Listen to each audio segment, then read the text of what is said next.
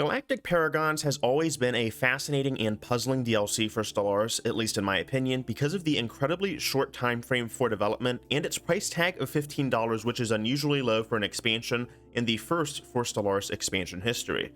In this video, I want to take a look at whether or not this was enough time to iron out and polish all of the bugs and features that come with your typical Stellaris release, and answer the pivotal question of, is it worth your cash?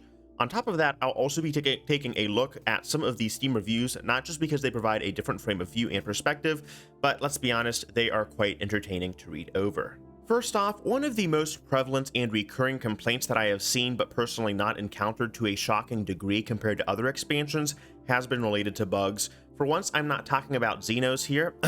I will, though, to an extent, but your typical Stellaris launch issues which shouldn't be occurring but are a core feature of Paradox releases and something that makes these Swedish masterpieces feel whole and complete, and we love them because of it. I suspect that this is mainly due to the incredibly short time window that Paragons had to launch, which was something like a month or more. Now, I don't have a specific receipt for when Paragons began development, but seeing the pivot from first contact in record time and the $15 price tag leads me to believe that it was at least a month shorter than the other expansions we have seen in the past, but I could very well be wrong on this, so let me know what you think. All I know is that Paradox does not easily part with your money, and a $5 cut, while it might not seem like much in this inflation-bogged economy, it is a lot for our Swedish friends over at Paradox, so it does leave me a bit skeptical at times, just to be completely transparent. Currently, the expansion is sitting at a mixed review score on Steam, or a 6 out of 10 as I am writing this shitpost, but that could change with time as Steam reviews are typically very volatile during the first week of release.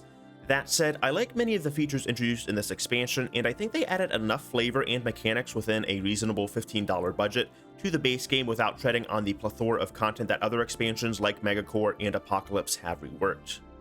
Ironically, a fair amount of critique, coping, and seething coming from these reviews is not necessarily directed at any of the big selling points of the DLC for once, but actually something newer players will likely miss: the leader cap. Before Paragons, it was very easy to hire a fuckton of scientists or any other leader, not that you were going to be hiring extra admirals, excuse you, and scout every other corner of the galaxy by the time mid-game rolled around, which was fantastic for many of the resident termites, I mean min-maxers in the community, and by getting early anomalies researched and rushing key techs, you had a significant say in how your empire developed early, even if it was atypical and wacky at times, contrary to some of our favorite RP lore. After Galactic Paragons, players now have to pay more attention to the leader cap, which I think is getting panned far too harshly in some of the Steam reviews. Technically speaking, and I could be wrong here because I haven't seen the hard data or know how to use a calculator for that matter, enforcing a leader cap with the AI in mind should make it much easier to keep the early to mid-game lag in check, which the AI has a tendency to build far more ships than it needs.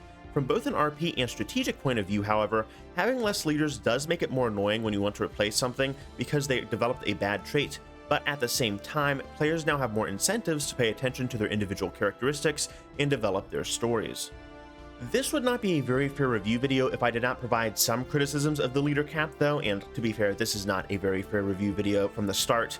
But for one, many players seem to be of the opinion that the scaling early on is fine, but as the game progresses, there is a lack of consistency in how quickly more slots open up. Larger empires also have difficulty with fielding more leaders because of this, and generals haven't seen too much of a touch-up with this expansion, which is disappointing because they have always been the black sheep of the leaders you can recruit in my opinion. To rectify this, I always appreciated the different formations that Imperator Rome, rest in power, introduced for army combinations, which added a layer of strategy to an otherwise straightforward game of dice rolls and number crunching. I don't see a lot of discussion centered around the new origin under one rule, so I'll talk briefly about it for clout.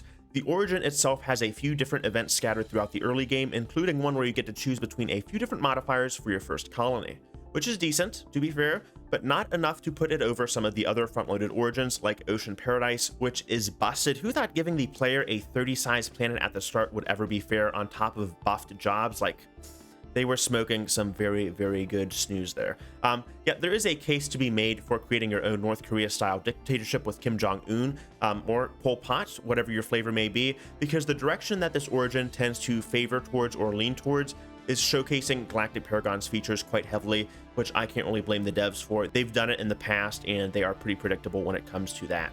The two new traditions, Aptitude and Statecraft, get the job done, but I think we are reaching carrying capacity with the amount of options we have now. I am all for empowering players and opening up new playstyles, but when does it come to the point where there is simply too much to do? With each new tradition added, flat buffs, while easy to add, start to get repetitive by your 4th or 5th tradition. Some of these are distinct and impactful, like diplomacy and its interactions with federations, but I want to see less gatekeeping of interesting features behind things like ascension perks. The last topic I want to address is the shonen inserts, or rather, the galactic heroes introduced which are wholly separate from your standard leaders. Due to their powerful new bonuses, one could even say that they are paragons on a galactic scale.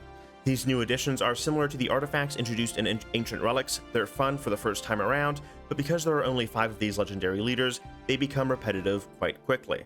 That's not to say they're bad additions, but it would be more fun in my opinion if you had the chance to make your own leaders into legendary figures, similar to how the Chosen One works as a modifier for our favorite psionics. When all is said and done, my favorite feature by far coming with this expansion is the creation of councils. It's one thing to have new stat growths for leaders, but developing new synergies between different council members and having a say in the way that your empire develops feels so much more fleshed out now. The amount of different council types that you have now feels almost overwhelming, and that is a good thing in my opinion, because the fact that Paradox Arctic managed to make a DLC for $15 that overhauls a significant portion of internal politics from government types to council management is commendable in of itself, and it offers a lot more objectively speaking than previous expansions like Overlord and Nemesis. Just in case you thought I would not take the chance to shit on the two, you are wrong, and I will continue to do so in future videos. I will also say that one of the legendary robot paragons is literally me, Ryan Gosling style, Patrick Bateman, Sigma grind set. I do not care. I will not change my mind otherwise, and you are free to click out of the video. There is no doubt that Stellaris took a lot from Federation's UI to make councils work, but the replayability alone is enough to restore interest in past updates and DLC, and then some for me. Seeing continual reinvestment into past areas like corporations and hive minds boosts my faith in the dev team, and it gives me more hope for custodians in the future, as cringy as that sounds. All in all, Galactic Federations may have some minor issues, but I think that the community has become far too accustomed to being disappointed by DLC from Stellaris as of late, which has negatively impacted reviews. I have also come to believe that there is a staunch, vocal minority of hardcore players in the community that tend to dominate discussion around more advanced topics, which is a shame because it ends up gatekeeping newer players that want to learn more about advanced gameplay mechanics. And I think really a 6 out of 10 is far too low of a score for this expansion. That's going to be it for me for today's video, but if you'd like to see me cover Stellaris content, please leave a like and subscribe and hit that notification bell if you haven't already. I am more of a seasonal Stellaris player, so I try to get up to date and de-rust myself, but I have been playing since launch, since Leviathans really, and I really love to see the game grow, and I think that this is a fantastic next step for the game. So if you agree with me, if you disagree, please feel free to comment down below. I love reading your comments, and I'll make sure to reply to each one I can. All right, love you guys. Peace.